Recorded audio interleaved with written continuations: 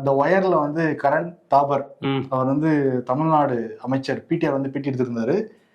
இங்க இருக்கிற மாணவர்கள் 3 மொழி படிக்கணும்னு ஆர்வம் கட்டுறாங்க, பட் நீ ஏன் படிக்க விடுறது இல்லைங்கிற மாதிரி ஒரு கேள்வி வந்து கேட்டிருந்தாரு. வளர்ச்சி தானங்கிற மாதிரி கேள்வி கேட்டிருந்தாரு. பிடிஆர் பதில் சொன்ன வீடியோ வந்து பயங்கர வைரல் ஆயிருக்கு. அவர் என்ன சொல்றாருன்னா, சோ ஐ கிளாட், வாங்க வாங்க இதுதான் ஆர்வமா இருக்குங்கிற மாதிரி வந்தாரு அவரு. சரி, ஊபியில மூன்று மொழியா அந்த மாணவர்கள் வந்து படிக்கிறாங்களா, 2 மொழி முதல்ல படிக்கிறாங்களா அவங்க?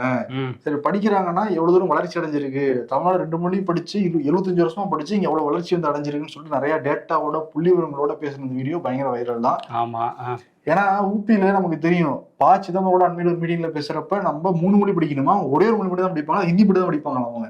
அப்ப என்ன நியாயம் இருக்கு அப்படின்னு கேட்டிருந்தாரு. அததான் வந்து பிடிஆரும் திரும்ப கேட்டாரு.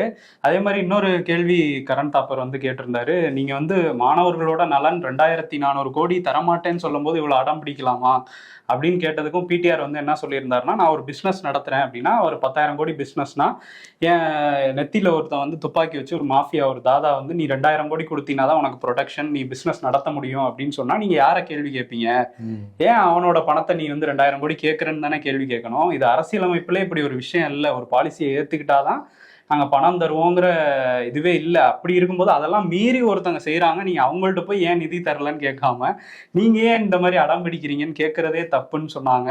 கரண் தாப்பர் வந்து மோடியை தண்ணி குடிக்க வச்சிருக்காரு, ஜெயலலிதா வந்து வாக் அவுட்லாம் பண்ணியிருக்காங்க, பிடிஆர் அவங்களை வந்து தண்ணி குடிக்க வச்சிருக்காரு. இப்போ இந்த வீடியோ வந்து வைரலாக போய்கிட்டு இருந்தது.